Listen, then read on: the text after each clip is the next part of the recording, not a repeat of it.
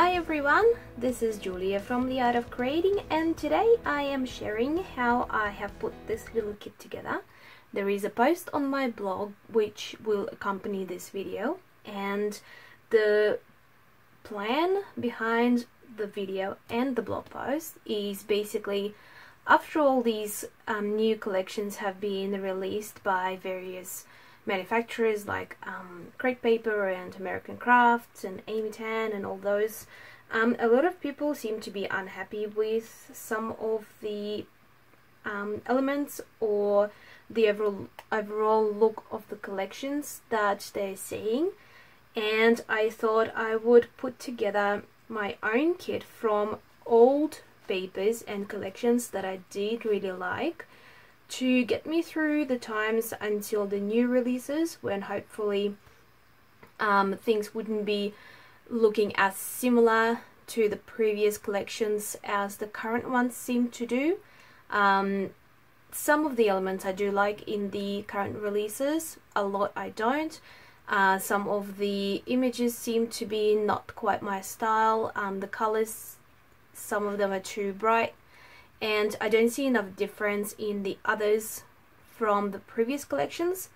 So I thought I would just use up my stash, since I already have so much of it, and put together a kit.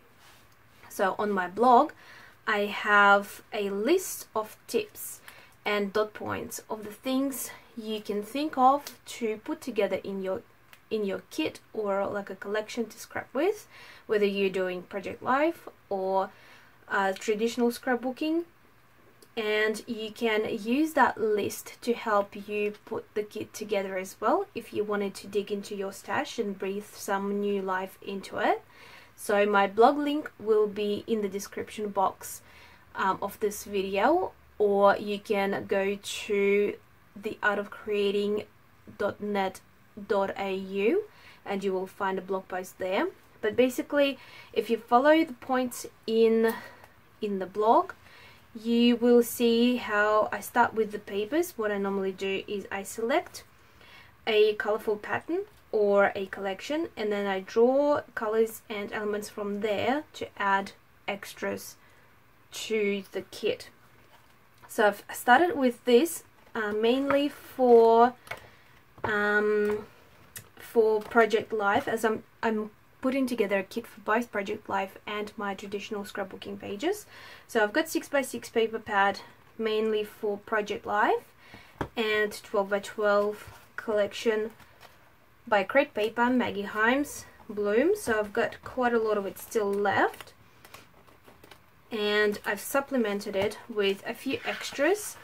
They're all Crate Paper as well, so I've cheated a little bit, but you don't have to use a whole collection. You can use loose sheets if you have them. It is entirely up to you what you want to do.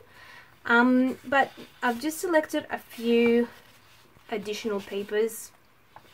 These elements I can cut out and use as embellishments as well on my 12x12 pages or in Project Life. So I've just selected a few of those things, and really, to have a decent variety kit you don't need any more than 10 papers. But I wasn't going to just separate this and pull out the sheets from here, so I've just selected the whole paper pad, and I've just supplemented it with a few loose sheets from other things. Then you will notice, if you're following my blog, I have mentioned you could use some specialty papers. So in this case I'm using this pink acetate and this glitter striped paper, and I've also pulled out this by Dear Lizzie, and this I'm thinking of using for Project Life, but I'll keep it all together so I don't lose it. So these are my papers. Then what I have is stickers and chipboard. So Maggie Himes, I've still got quite a lot left, so I'm sort of thinking of these colors plus gold. I'm going to sort of go with that color theme. And these chipboard pieces as well. I haven't even opened it yet. Oh, actually I have. I've only just used one piece. So there's a lot there. So I don't need many more than this. I did select some of the older ephemera pieces. Here they are.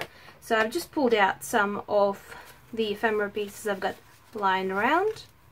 They're just some crepe paper, some DLEZ, just bits and pieces that are matching in colors. And after that, I have a whole heap of letter stickers. So I'm thinking I would want to use yellow and black letters on my projects, and gold.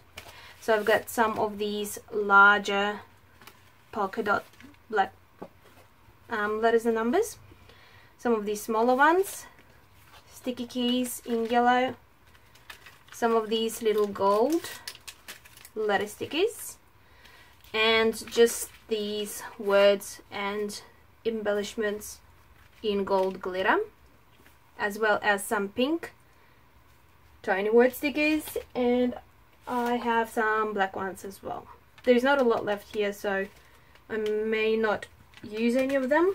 It might just have to go in the bin, as there's not a lot I have that I can still sort of spell with it. But we'll see, it matches. After that, oh, I forgot to mention this bit. I've just pulled out from my Project Life a few black and gold Project Life cards to supplement it. There's only a few here, so that's not going to be enough for a whole kit.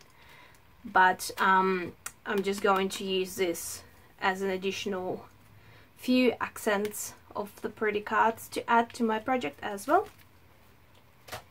And then we have textures.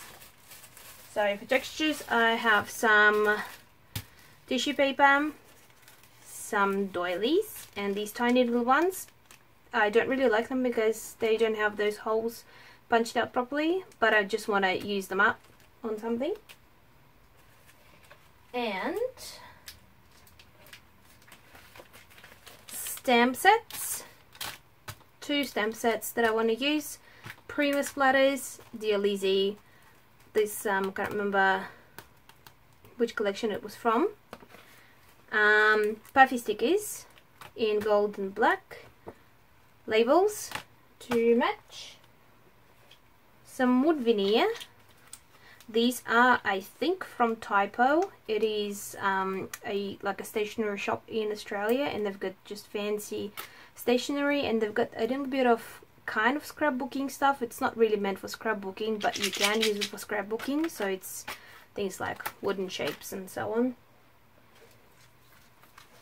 Sequins, white ones. These are by Doodlebug, and Studio Calico sequins as well, so the colors match. Of course, we have washi. Oh, this is more like a tape, so I've just got nice pretty washi tapes that I can use. I have some twine that I'm going to try and use more of. Oh, actually, I've got one more washi in black. Enamel dots and some black ink. If I want another color ink, especially the larger stamps, they like juicy ink pads as opposed to the stays on type, so I might just go through my stash and pull them out. It's next to my desk, so it's really easy for me to pull out the colors that I need.